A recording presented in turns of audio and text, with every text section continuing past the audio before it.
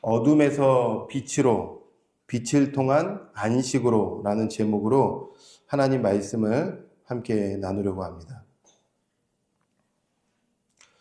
제가 7월 첫 주에 우리 의정부 비전교회 청년부 수련회가 있는데 말씀을 함께 나눠달라 이렇게 요청을 받아서 이틀 동안 하나님 말씀을 함께 나누게 될 것 같은데요.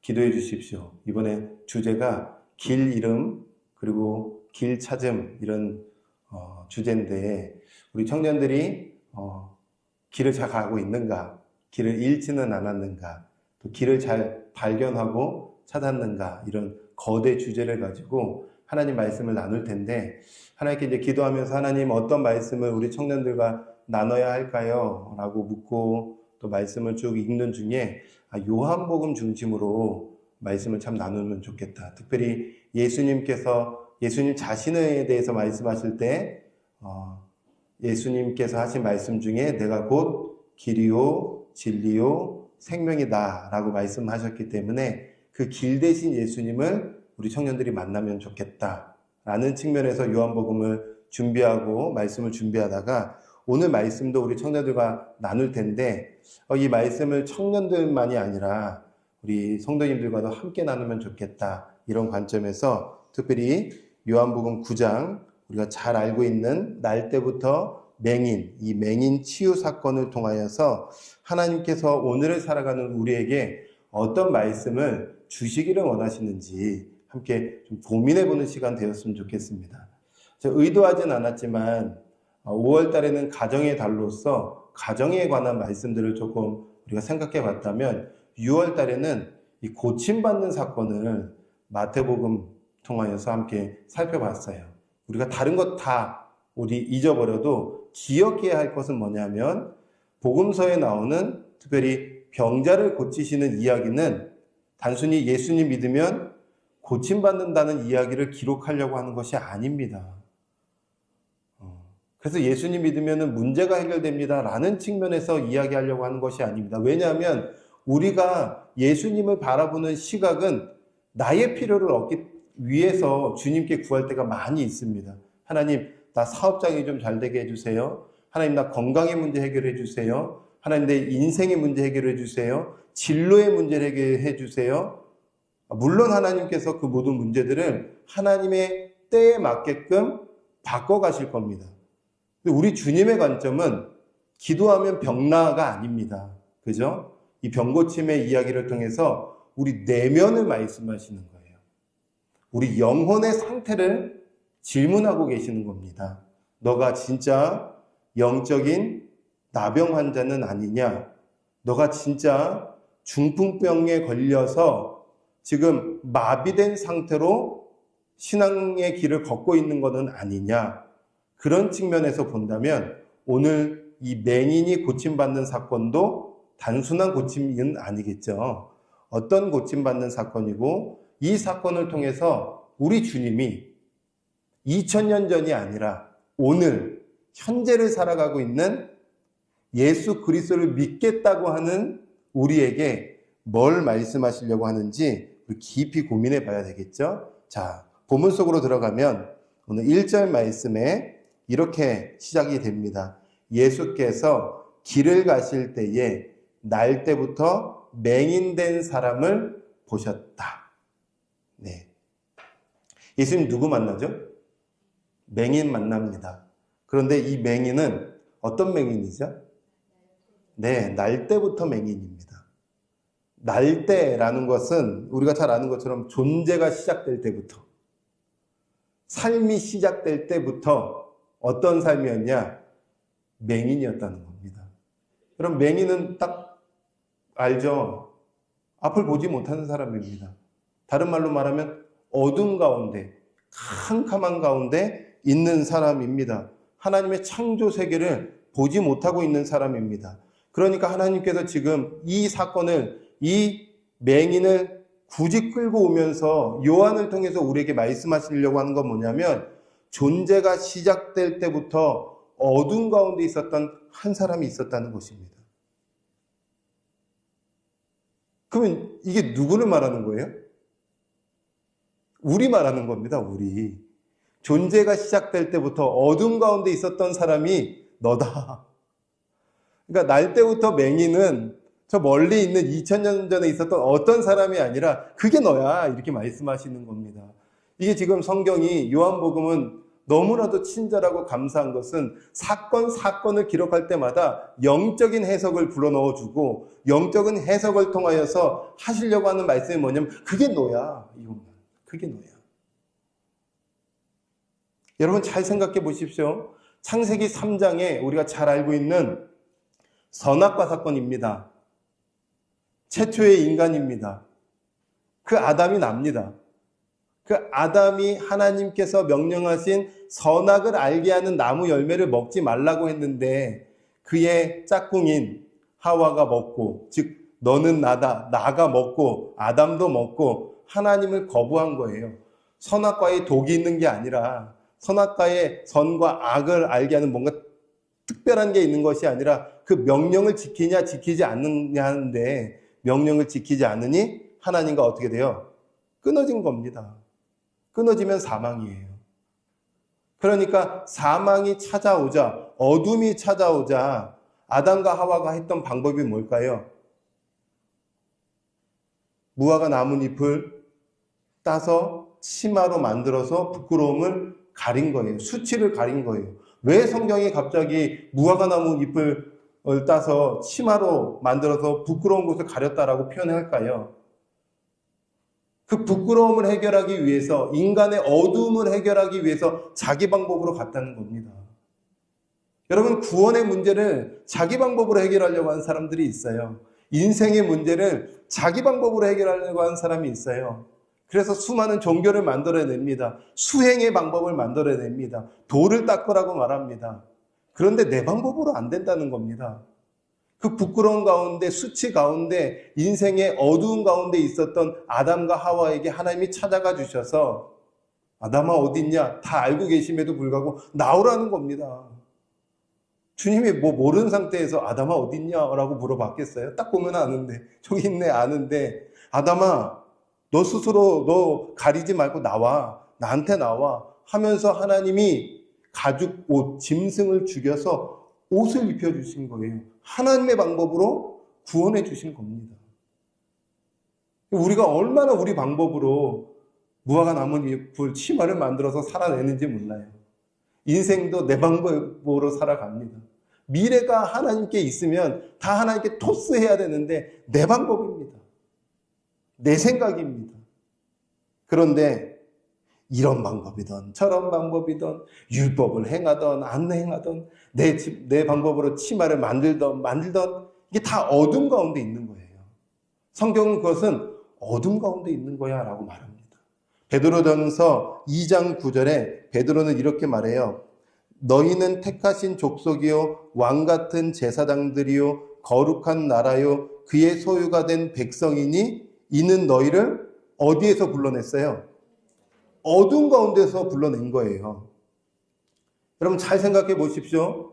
이스라엘 백성들이 애굽의 종으로 있을 때에 그들을 구원하셔서 광야를 지나 시내산에 도착하게 하신 뒤에 언약을 맺으십니다. 약속을 맺으세요. 이제 너희는 구원받았으니 택하신 족속이 되었고 왕같은 제사장들이고 거룩한 나라래요. 내가 너희를 어디에서 불러냈다고 말하죠? 애굽 아니에요? 애굽? 그런데 우리 주님은 애굽을 풀어주세요. 뭐라고요? 그곳은 어두운 곳이었어. 여러분 애굽은 성경에서 계속 말합니다. 그것이 곧 세상이다. 그러니까 애굽은 세상이고 세상은 어두운 곳이라고 말하고 있는 거예요. 하나님이. 여러분 문자만 그냥 보지 말고 이걸 좀 하나님의 눈으로 해석해내라는 겁니다. 우리가 살고 있는 이 세상은 애국과 같은 곳인데 이 곳이 어떤 곳이냐? 하나님의 눈으로 봤을 때 어둠이라는 거예요. 어둠. 맹인처럼 눈을 가리고 있는 곳이라는 거예요. 바울은 이것을 명확하게 해석했습니다. 신자가 맞닥뜨리고 있는 지금 이 공간, 우리가 살고 있는 이 터전이 어떤 곳인가? 에베소서 6장 12절에 이렇게 말씀하죠. 우리의 씨름은, 우리의 싸움은, 우리의 전쟁은 혈과 육을 상대하는 것이 아니요 통치자들과 권세들과 그다음 뭐예요? 이 어둠의 세상 주관자들이래요. 그러니까 세상은 어둠의 세상이라고 성경은 끊임없이 말합니다. 왜냐하면 공중 권세 잡은 마귀가 끊임없이 정치, 경제, 사회, 문화, 세상의 체계들을 딱 잡고 우리의 눈을 현혹시키는 겁니다. 보지 못하게 하는 거예요. 그래서 누가는 이 어둠의 세상을 아주 명확하게, 아주 분명하게 우리에게 핵심적으로 정리해 줘요.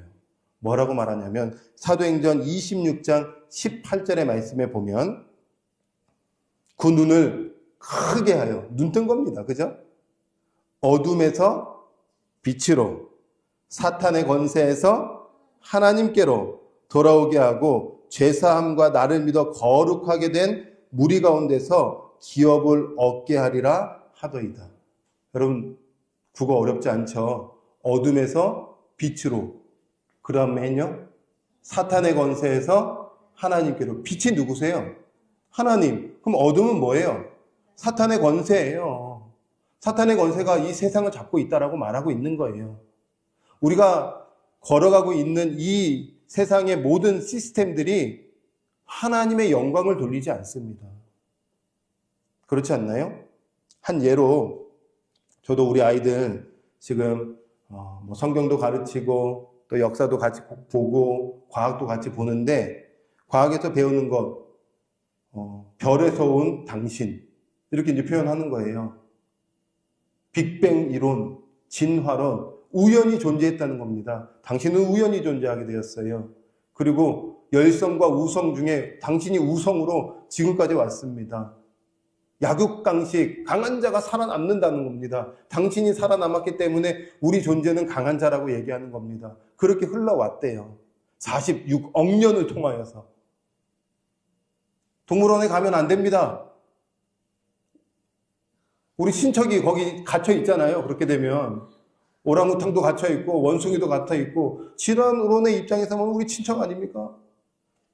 그렇게 가르치고 있는 겁니다. 교육이 하나님의 눈으로 봤을 때 어두워요.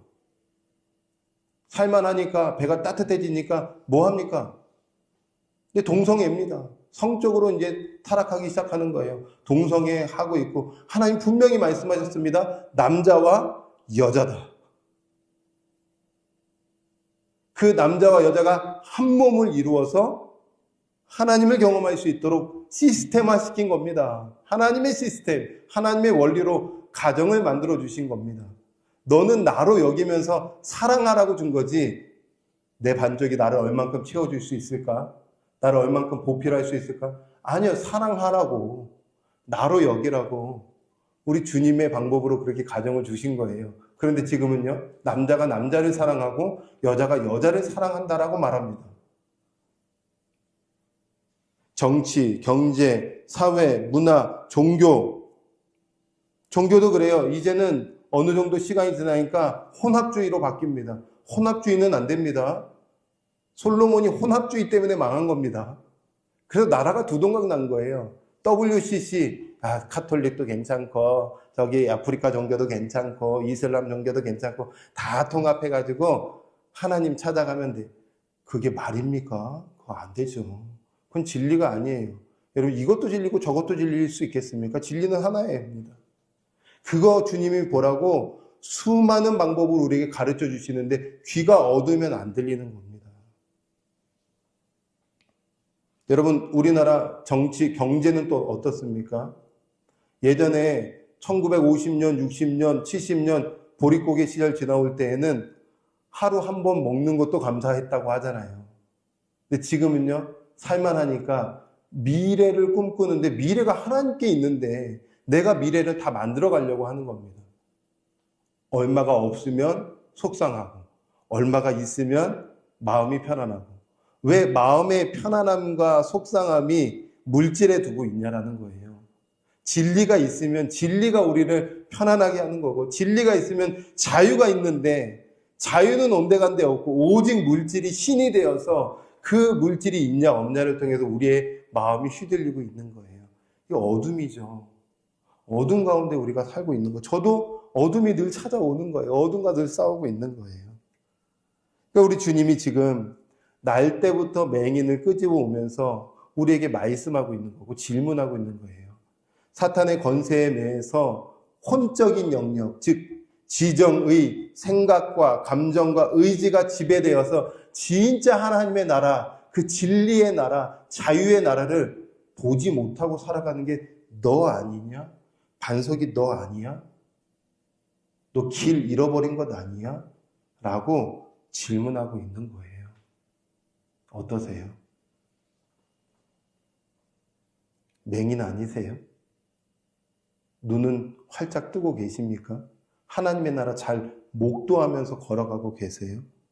우리 주님이 이렇게 맹인의 이야기를 다 끄집어 오는데 2절에 이 진리를 눈이 안 띈 사람들이 질문을 해요. 2절에 뭐라고 질문하냐면 제자들이 물어 이르되 라비여 이 사람이 맹인으로 난 것이 누구의 죄로 인함입니까? 자기 때문입니까? 부모 때문입니까?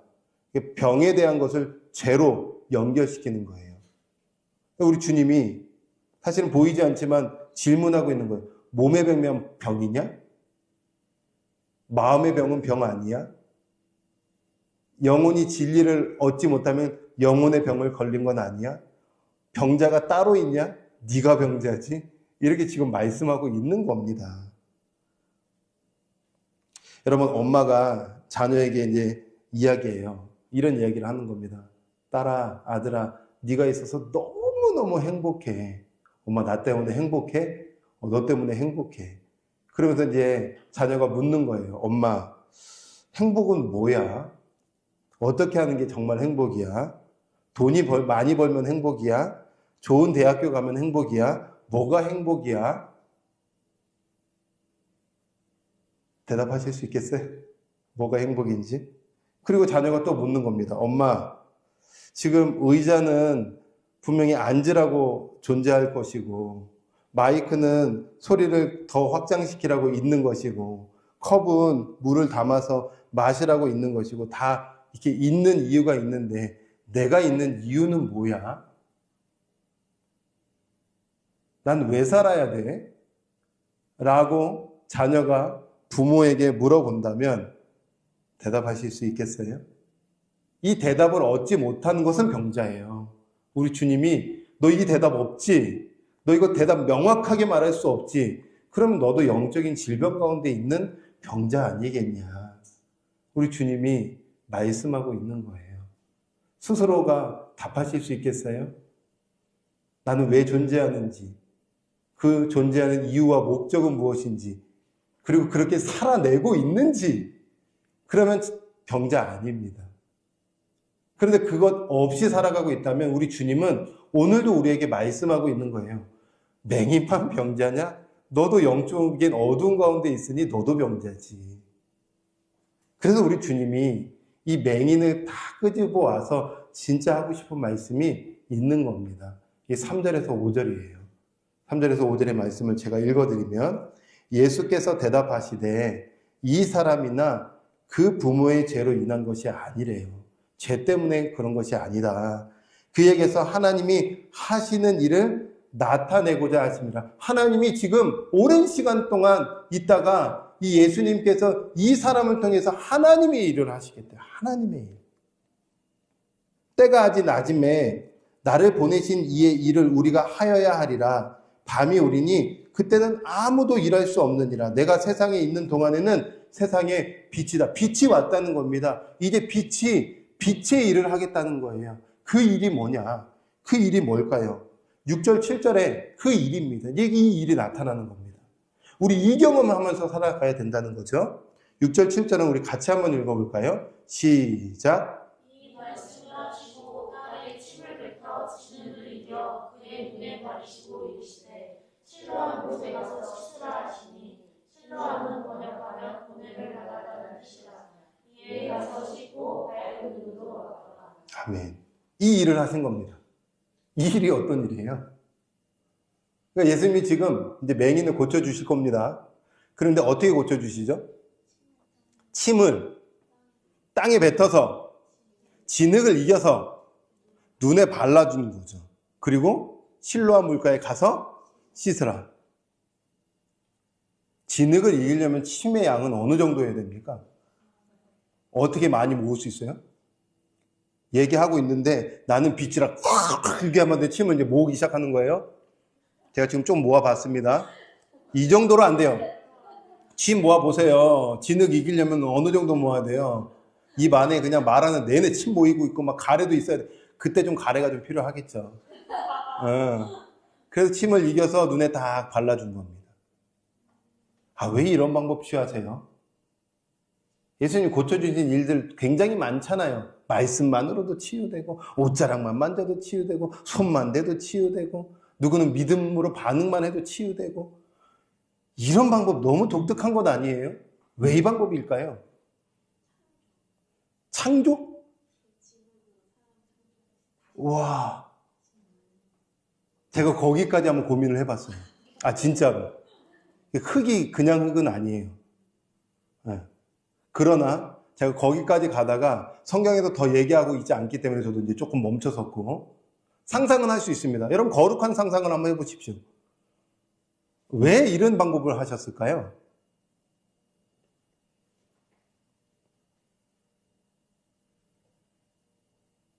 예를 들어서 예입니다. 홍영유 지사님이 예수님이세요.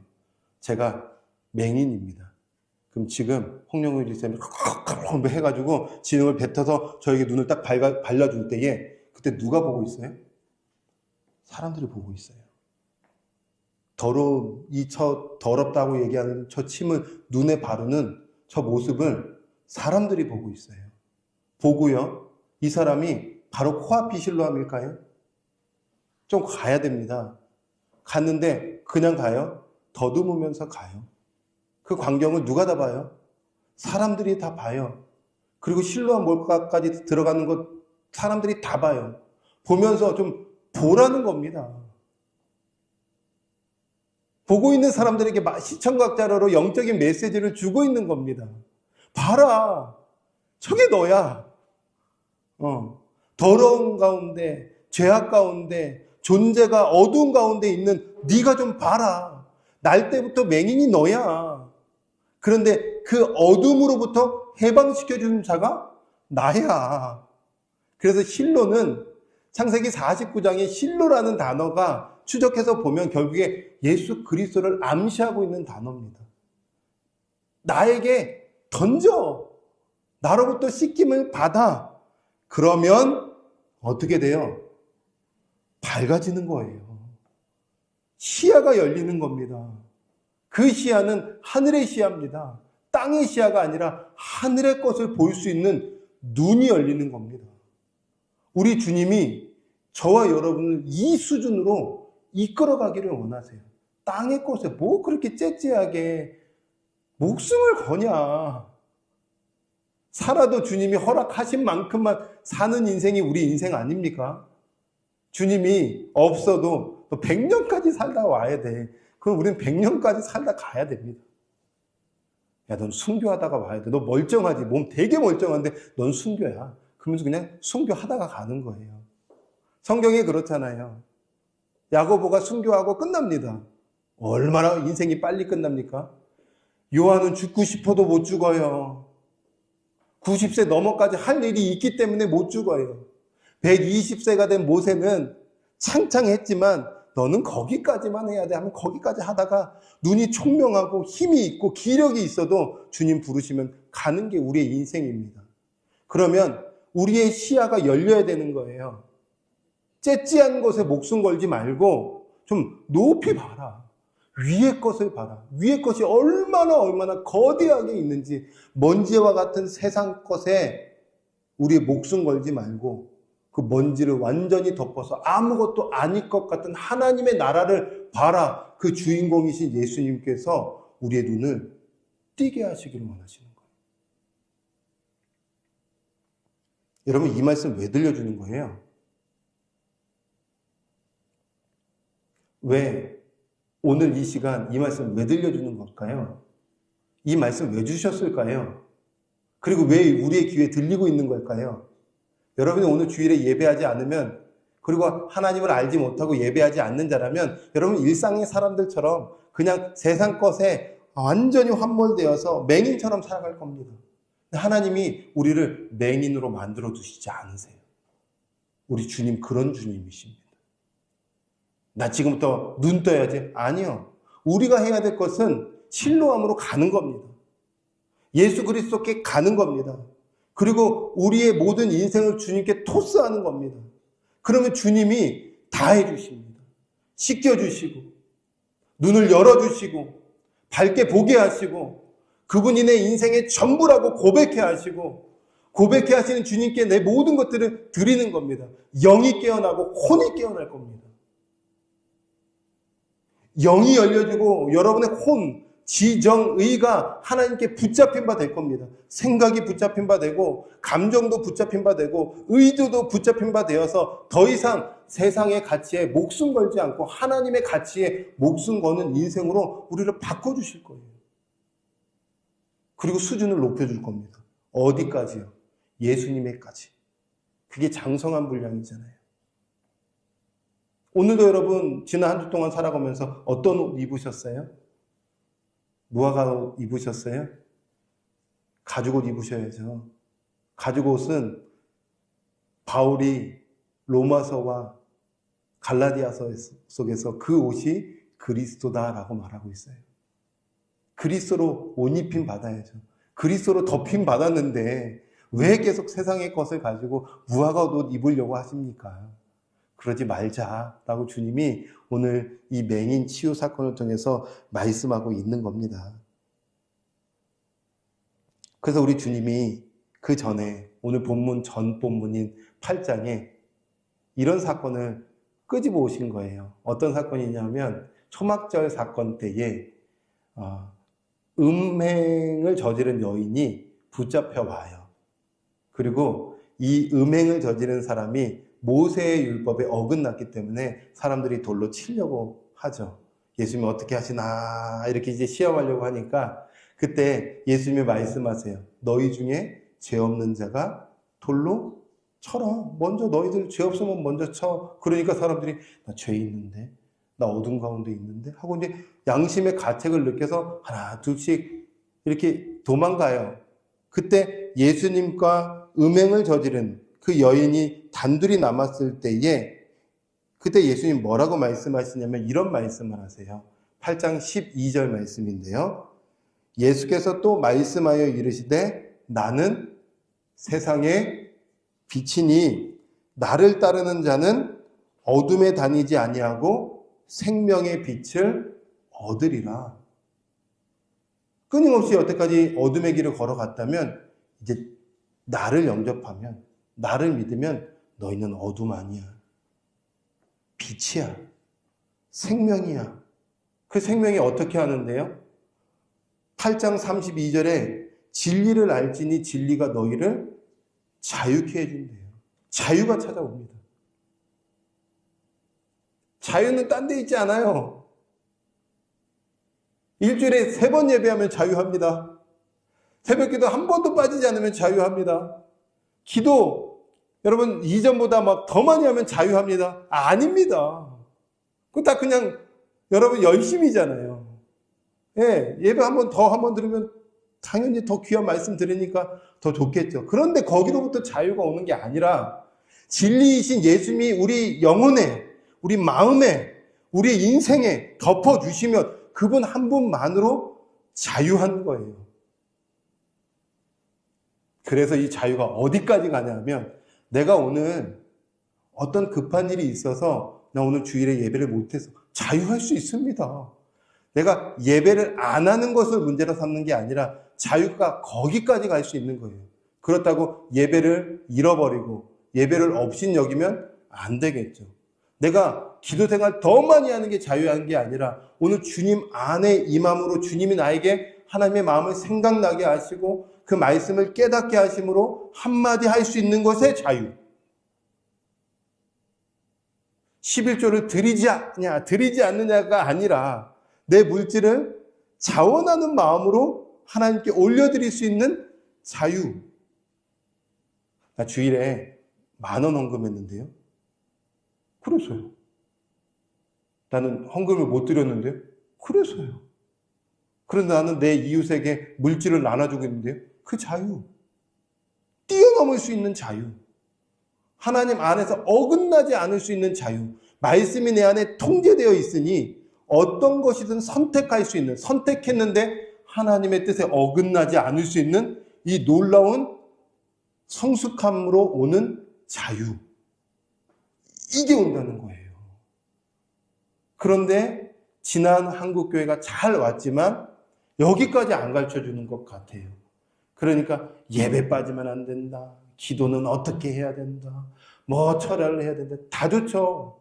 근데 그게 형식으로 가니까 율법이 되고, 율법이 되니까 속박이 되고 억압이 되고, 그것을 했냐 안 했냐에 따라서 믿음이 좋다 믿음이 나쁘다 판단하게 되고. 아니에요. 주님은 중심을 보고 복음이 있냐 없냐를 보고, 그 안에 예수가 있냐 없냐를 보고, 진리가 있냐 없냐를 보고, 생명이 있냐 없냐를 보고, 빛이 있냐 없냐를 보면서 그 빛 가운데 있는 너는 진짜 자유인이야. 자유인이 어떻게 예배를 안 할 수 있겠습니까? 이 역으로 오는 겁니다. 이렇게. 진리가 있고 자유가 있는 사람이 어떻게 주님과 교제하는 것을 멈출 수 있겠습니까? 그래서 기도로 다시 오는 겁니다. 그 자유가 있는 사람이 어떻게 생명을 안 받을 수 있겠습니까? 그래서 말씀을 보는 겁니다. 거꾸로 가면 안 돼요. 그리스도가 있음으로 예배하고, 그리스도가 있음으로 말씀 읽고, 그리스도가 있음으로 기도가 더 넉넉해지는 이 자유. 맹인을 이렇게 고쳐주시면서 이 고쳐주신 날이 언제일까요? 네, 오늘 14절의 말씀에 보니까 예수께서 진흙을 이겨 눈을 크게 하신 날은 안식일이에요. 왜? 우리 주님이 고쳐주신 것도 특별한데, 특이한데, 왜 또 고쳐주신 날이 또 안식일이에요? 안식일에 일하면 안 되는데, 율법에 의하면. 왜 안식일일까요? 왜 안식일일까요? 모든 날의 주인은 나다. 진짜 안식은 나에게 있다. 예수님 만나는 사람만이 진짜 안식이라는 거예요. 오늘 주님이 우리를 또 터치해 주시고, 주님이 그 말씀에 조금이라도 깨닫게 해주셔서 눈이 열리고, 그리고 그 말씀으로 내 안에 거하면, 말씀이 거하면, 그리스도가 거하면 그 사람은 진짜 안식하는 사람입니다. 여러분, 이 안식이 있어야 됩니다. 오늘 예배 가운데 와서 여러분, 우리가 1시간 예배해요. 1시간이 안식이 아니라 이 가운데 그리스도를 만난 사람이 안식이죠. 이 안에 말씀이 들리는 사람이 안식입니다. 그리고 한 주 동안 그 그리스도를 바라보며 살아가는 사람이 안식 가운데 거하는 사람입니다. 우리 주님이 우리를 그렇게 인도해 주십니다. 여러분, 어떤 옷을 입고 계세요? 그동안 무화과 나뭇 잎으로 내 스스로의 방법으로 안식을 찾으려고 하고, 내 스스로의 방법으로 평안을 찾으려고 하고, 내 스스로 방법으로 어둠에서 다른 곳으로 가서 빛을 보려고 했다면 그거 다 어둠입니다. 그러나 오늘 주님이 성경의 이 놀라운 말씀을 통해서 진짜 안식이신 그리스도, 진짜 밝음이신 그리스도, 진짜 빛이신 그리스도, 진짜 생명이신 그리스도께 오늘 또 우리가 우리의 인생을 또 맡겨드리면 하나님이 놀랍게 역사하실 겁니다. 제가 개척을 하면서 찾아온 것이 있어요. 자유입니다. 이 자유는 내가 선택해서 내가 만들어낸 자유가 아니라 그분께로부터 오는 자유를 날마다 경험하고 있어요. 그래서 물질을 뛰어넘은 자유예요. 저는 믿음으로 고백할 수 있어요. 물질은 뛰어넘었습니다. 없어도 감사, 있어도 감사. 네. 교회의 규모, 한 사람이 예수님 만나면 엄청난 교회인 거예요. 자립? 여러분, 저희 교회는 미자립 교회입니까? 자립 교회입니까? 자립 교회입니까? 왜 자립교회입니까? 다 알아서 지금 자립했잖아요. 예수님 믿으시죠? 자립된 겁니다. 예수님 믿으시죠? 자립된 거예요. 저 예수님 믿거든요. 주님이 저 책임져 주실 거 믿습니다. 그럼 미자립이 아니에요. 전 이미 자립됐어요. 영적으로 자립됐고요. 물질은 우리 아버지가 책임져 주시겠죠. 네. 제가 생명에만 목숨 걸고 있으면 알아서 책임져 주시고 알아서 책임져 주시지 않으면 그럴 수 없어요. 우리 주님은. 그분의 이름이 그래요. 저는 이미 우리 교회는 이미 자립됐습니다. 자립한 교회입니다. 어디 가서 우리 미자립이라고 얘기하지 마세요. 15명, 30명 모이면 그때부터 자립이라고 하는데 그렇게 모여도 안 자립된 교회가 있고요. 한 명이 예배하고 두 명이 예배하고 우리 지금 이렇게 예배해도 우리가 자립된 교회입니다. 왜? 진리가 있으니까. 왜? 밝은 가운데 나왔으니까. 왜? 생명이 있으니까요. 한 주 동안 살아내시면서 늘 빛과 동행하며 살아가는, 그래서 길을 찾아서 그 길로 곧장 걸어갈 수 있는 그 주님은 끝이 없거든요. 나 이제 주님 믿었으니까 다네. 아니요. 갈 길이 많아요.